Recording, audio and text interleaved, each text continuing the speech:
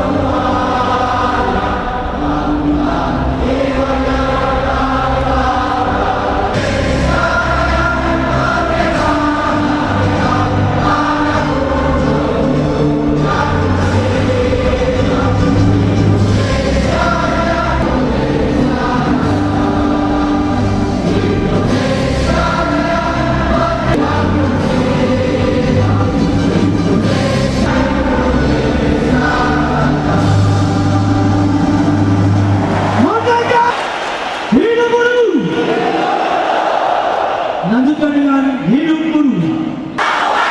Semuanya.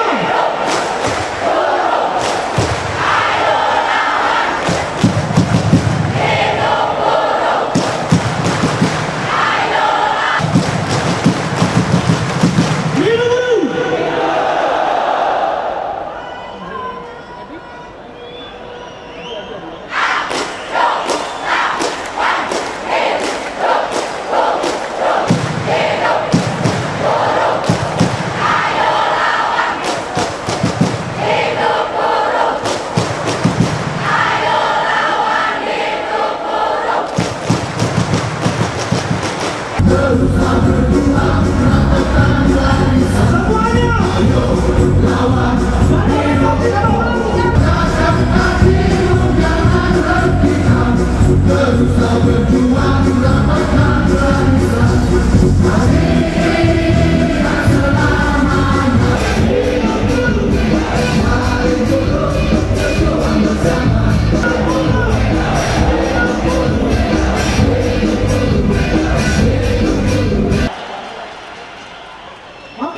Permintaan Presiden, gelombang buruh ASPI.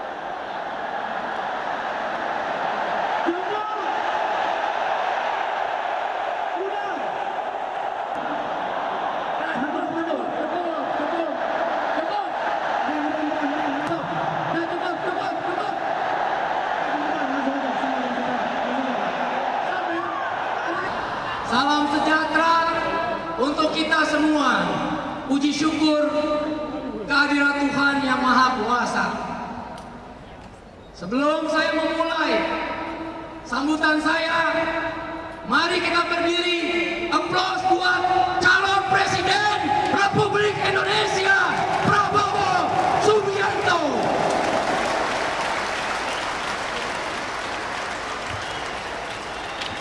Ini kita kembali meneguhkan niat dan hati pikiran kita.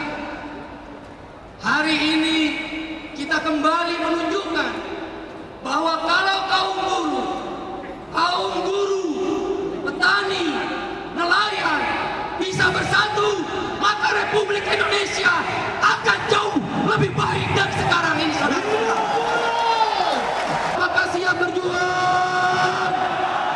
Yang mau berjuang tepuk tangan.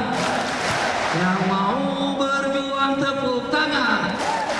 Yang mau berjuang, yang mau Republik Indonesia. Pastikan guru honor diangkat jadi PNS dan ada subsidi 1 juta untuk guru honor. Buat guru bagaimana? Kita minta dengan Pak Prabowo Subianto, pastikan KHL 84 item, saudara-saudara.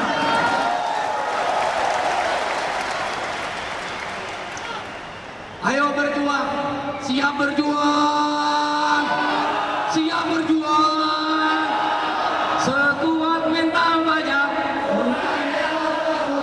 berjuang dalam satu barisan. Di sini atau mereka di sini yang berjuang.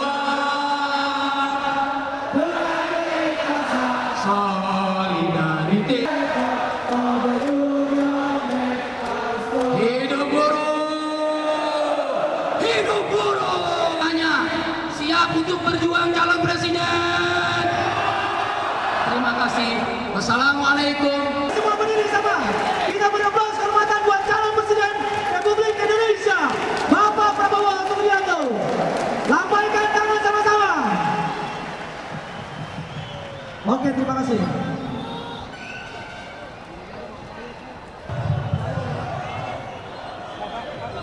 Bismillahirrahmanirrahim. Assalamualaikum warahmatullahi wabarakatuh.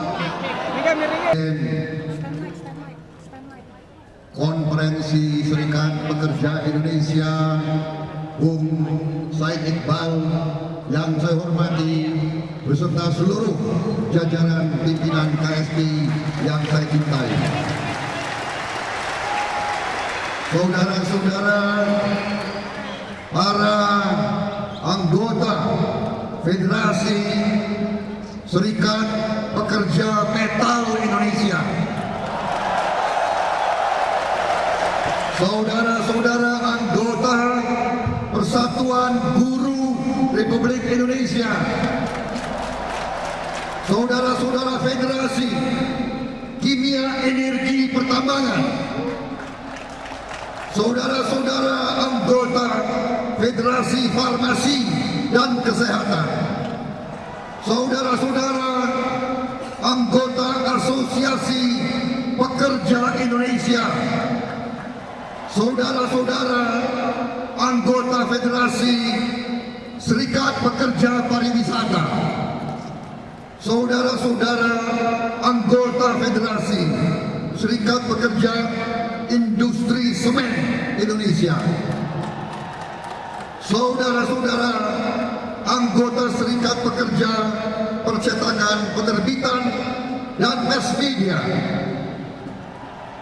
saudara-saudara guru honorer,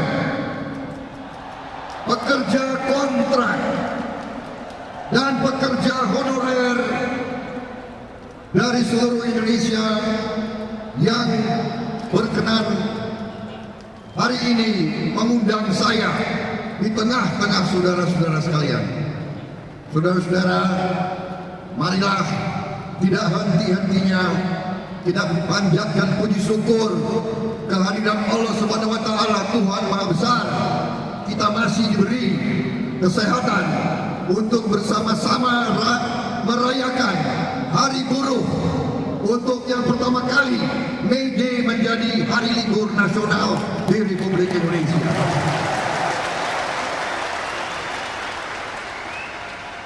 Saudara-saudara sekalian, terima kasih atas kehormatan yang diberikan kepada saya diundang hari ini berbicara di hadapan saudara-saudara sekalian. Saudara-saudara sekalian, tadi apa yang disampaikan oleh Bung Said Iqbal bahwa negara kita adalah negara yang sangat kaya.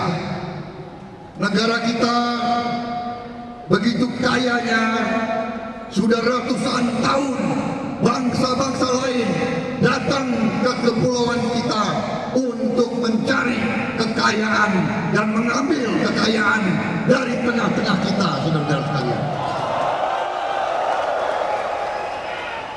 Saudara-saudara sekalian, kita sudah 69 tahun merdeka. Cita-cita pendahulu bangsa kita, cita-cita pendiri bangsa kita, kita ingin mendirikan negara merdeka agar rakyat kita hidup sejahtera, agar rakyat kita hidup dengan martabat, dengan kehormatan, tidak dengan kemiskinan, saudara-saudara sekalian. Bangsa yang merdeka bukan bangsa yang miskin. Bangsa yang merdeka harus memberi kehidupan yang baik bagi rakyatnya, saudara-saudara sekalian.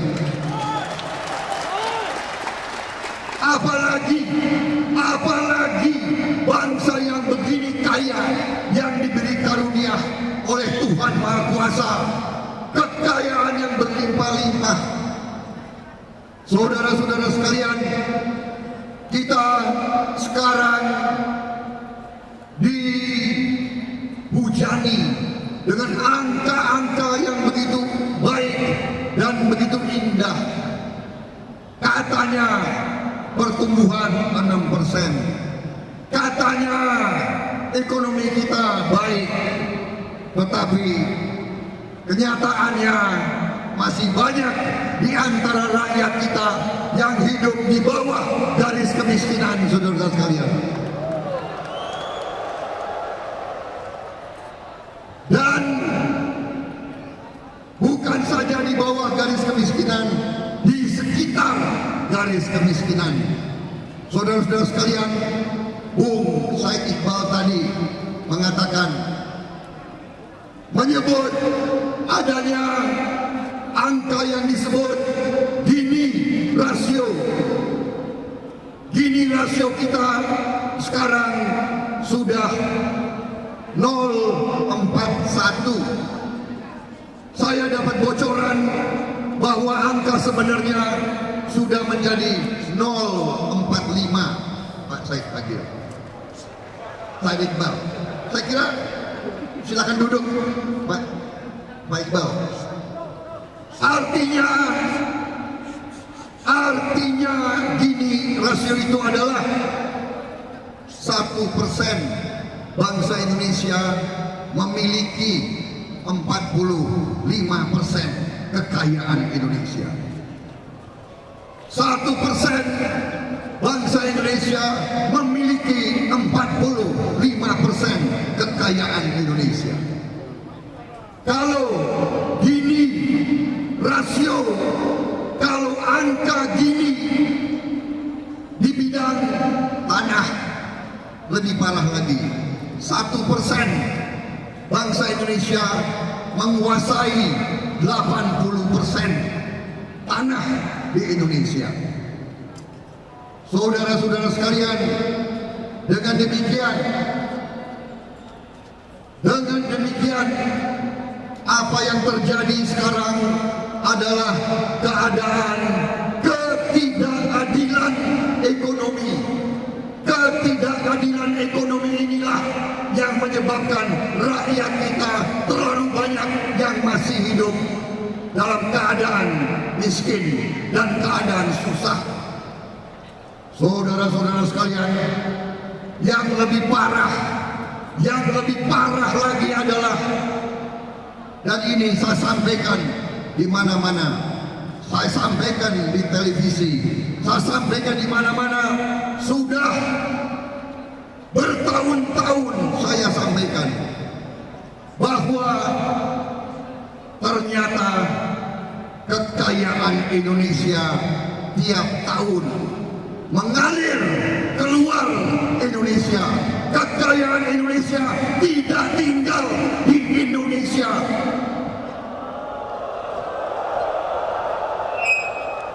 Artinya adalah, saudara-saudara sekalian, kita semua, seluruh bangsa Indonesia, kerja rodi, kerja bakti, kita adalah kacung untuk bangsa lain, saudara-saudara sekalian.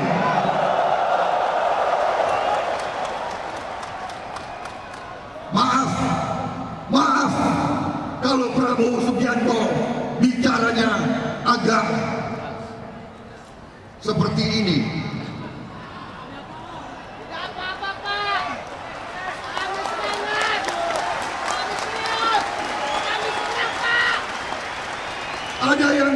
Ada yang bilang ke Prabowo, Pak Prabowo, bicara yang baik-baik saja.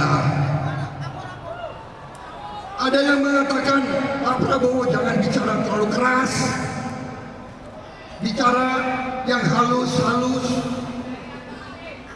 Saya tanya, kalian mau saya bicara baik-baik atau saya bicara apa adanya?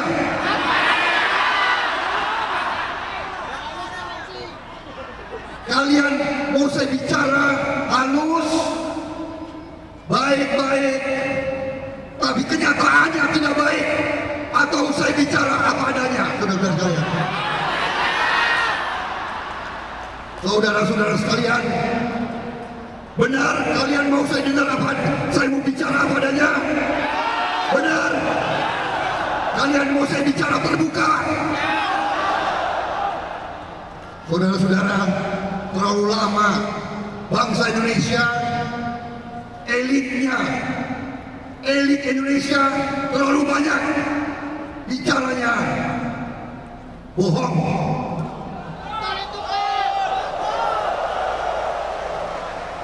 Bohong kepada rakyat, bohong kepada bangsa, bohong kepada dirinya sendiri. Terlalu lama. Benar atau tidak, saudara-saudara? Kamu merasakan atau tidak? Hah? Saudara-saudara sekalian, kekayaan bangsa Indonesia yang menjadi masalah adalah kekayaan bangsa Indonesia dirampok, dicuri dari rakyat Indonesia.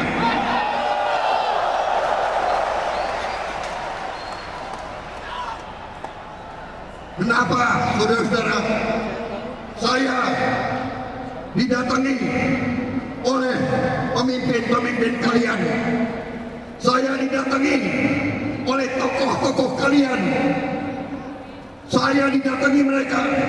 Mereka minta saya terima tuntutan buruh.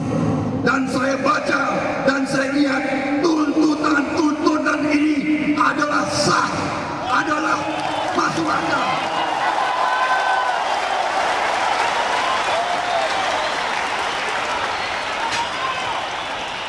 Tuntutan ini adalah hak rakyat Indonesia. Tuntutan ini adalah janji Undang-Undang Dasar 45.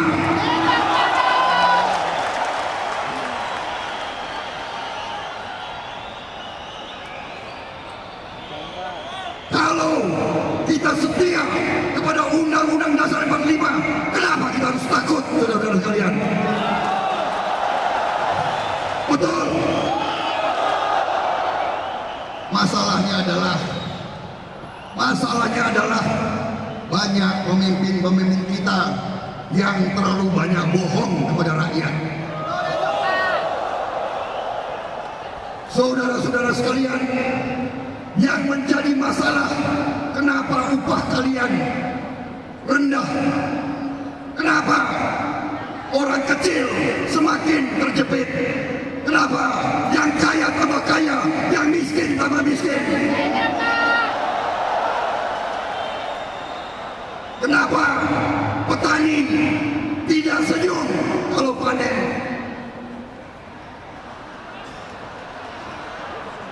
Bagaimana bisa di negara merdeka 69 tahun ada guru honorer yang hanya terima Rp50.000 sebulan?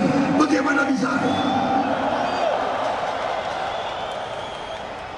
Saudara-saudara sekalian, masalah inti adalah bahwa sistem ekonomi neoliberal, neokapitalistik ini adalah keliru, tidak sesuai dengan Undang-Undang Dasar 45. Dan karena keliru, kekayaan kita tidak tinggal di Republik Indonesia. Kita sekarang hanya menjadi pesuruhnya bangsa lain. Kita hanya jadi bangsa kacung, saudara-saudara sekalian. Dan itu bukan cita-cita kita. Itu bukan cita-cita pendiri bangsa kita. Untuk apa kita punya negara kalau kita disuruh jadi bangsa kacungnya orang lain? Saudara-saudara sekalian, bangsa Indonesia kehilangan tiap tahun, ini angka saya sampaikan, kita kebocoran tiap tahun 1.000 triliun lebih tiap tahun. Saudara-saudara sekalian, saya sudah keliling semua kabupaten. Di mana-mana rakyat sudah tidak tahan lagi terlalu banyak korupsi, saudara-saudara, di Republik Indonesia ini.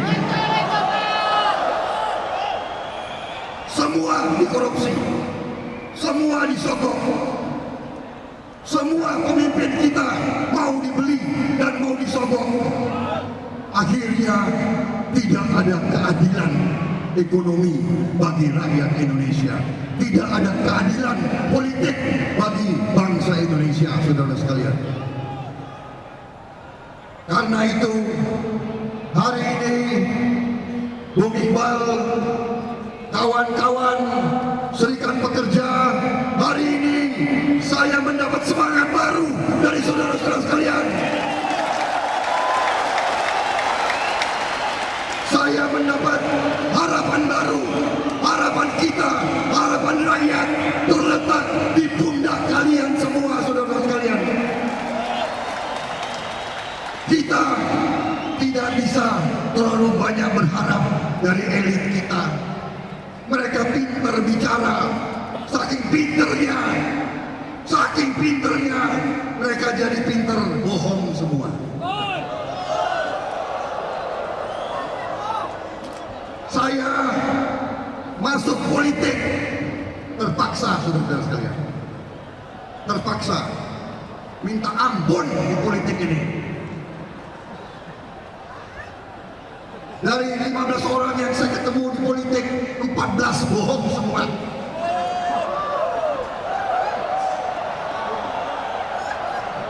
Makanya hari ini saya semangat. Saya semangat lihat saudara-saudara, kalau di politik mengisi GBK Senayan ini, yang datang harus dikasih uang.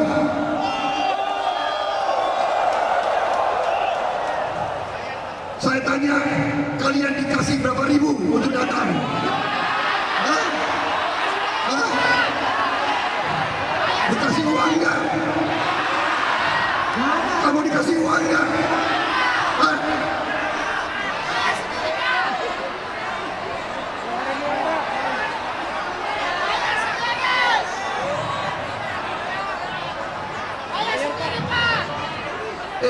Mungkin partai politik harus membubarkan diri semua, habis itu kalian aja ambil alih semua itu. Gimana?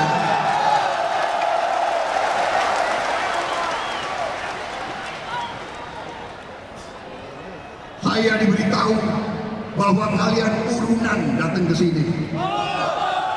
Luar biasa, buruk. Saudara-saudara, bagaimana? Lanjut atau tidak? Hah?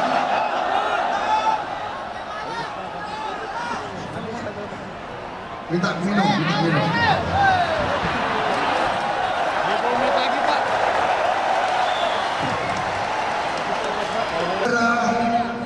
Indonesia mampu, kita mampu, dan kita harus dan kita wajib memberi pendidikan gratis kepada seluruh rakyat Indonesia. Tidak boleh universitas hanya kepada orang kaya. Tidak boleh, tidak adil, tidak benar, dan tidak sesuai dengan Undang-Undang Dasar 45, saudara-saudara sekalian. Kita harus kembalikan bahwa anak petani harus bisa jadi profesor, anak buruh harus bisa jadi jenderal, anaknya nelayan harus bisa jadi orang kaya, anaknya pedagang kaki lima harus jadi pemilik restoran. Itu cita-cita Republik Indonesia. Anaknya orang miskin harus tidak boleh miskin terus-menerus, saudara-saudara sekalian. Untuk apa kita merdeka kalau kita membiarkan orang miskin di Republik Indonesia ini? Saudara-saudara sekalian, saya mengatakan di sini bahwa perjuangan pemimpin-pemimpin kalian, memperjuangkan kalian sudah di jalan yang benar. Tetapi yang kita butuhkan sekarang adalah kebersamaan, adalah bekerja dengan bersama.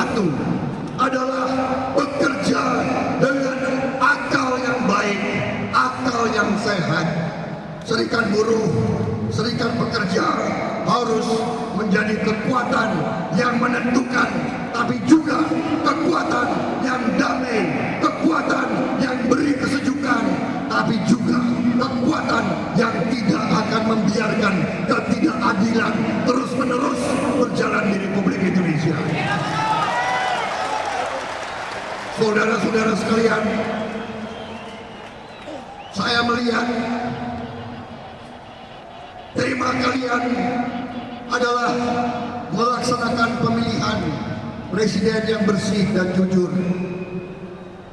Saya kira itu yang kita butuhkan, itu yang kita harapkan.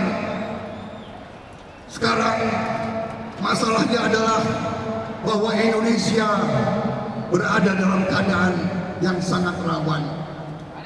Terlalu banyak pemimpin kita yang bisa disogok, bisa dibeli.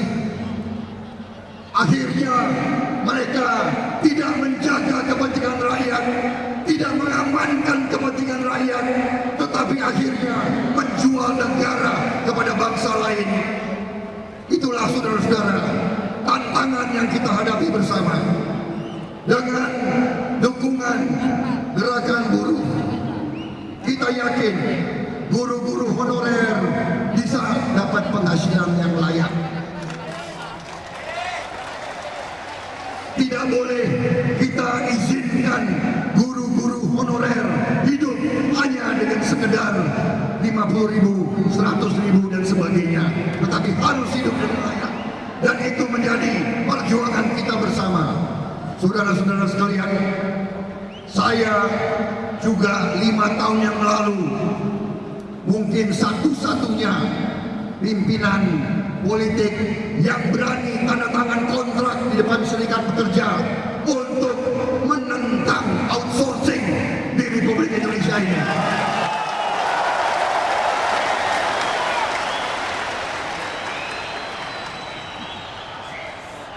Saudara-saudara sekalian, insya Allah dalam waktu beberapa hari ini saya dengan tokoh-tokoh kalian, dengan perwakilan serikat-serikat pekerja, kita akan duduk bersama dan kita akan rampungkan suatu deklarasi komitmen politik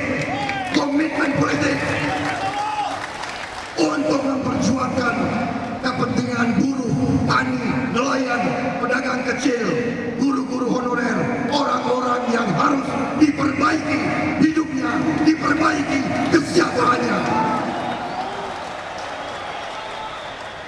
Dan kita nyatakan di sini, saya nyatakan di sini, saya nyatakan di hadapan 100.000 lebih buruh di Gelora Bung Karno ini.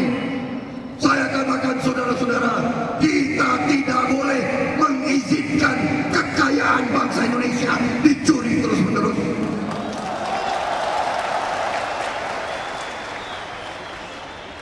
Dan kita tidak akan mengizinkan koruptor itu untuk berlalang buana, koruptor itu untuk bergentayangan bebas.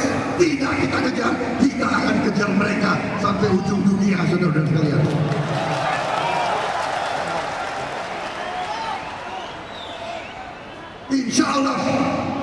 Insya Allah, buruh, tani, nelayan, guru-guru, pedagang kecil, kalau bersatu kita akan merubah bangsa kita dalam waktu yang sangat-sangat singkat, saudara-saudara sekalian.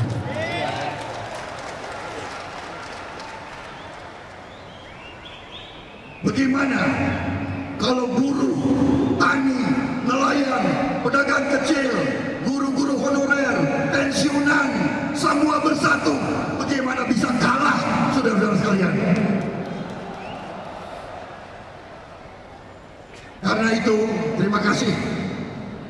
Siang hari ini, saudara memberi dorongan semangat kepada saya. Negara kita dalam keadaan parah, tapi hari ini saya dapat semangat baru dari saudara-saudara sekalian. Hari ini saya tambah berani, saudara-saudara sekalian.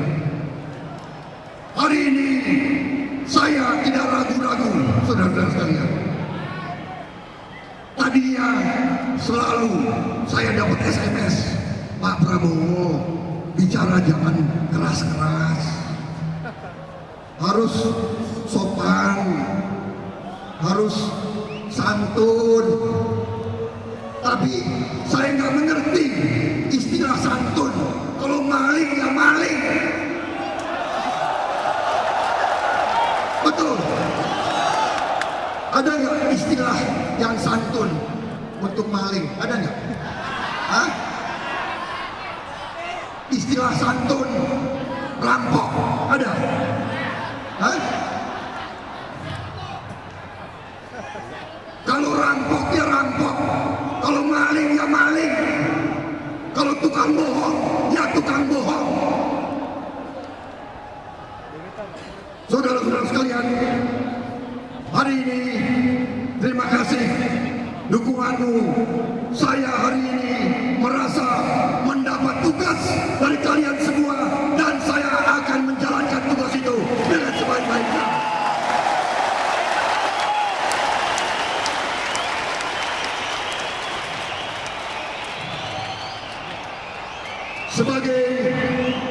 Sebagai mantan prajurit, hari ini saya merasa menjadi prajuritnya rakyat Indonesia. Biar Prabowo mati dalam perjuangan tidak menjadi masalah karena dia membela negara, bangsa dan rakyat Indonesia. Hidup buruh, hidup buruh, hidup rakyat, hidup buruh. Wassalamualaikum warahmatullahi wabarakatuh. Terima kasih.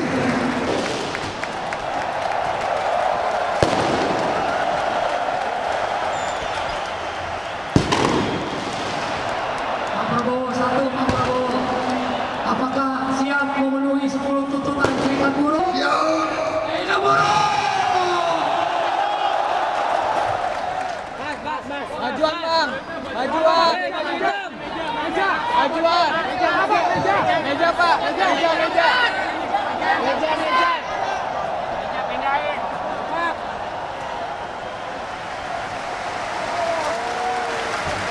Hidup buruh!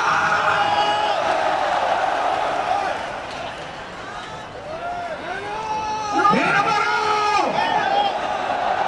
Kami minta gelombang buruh dimulai dari sektor 1, gelombang buruh.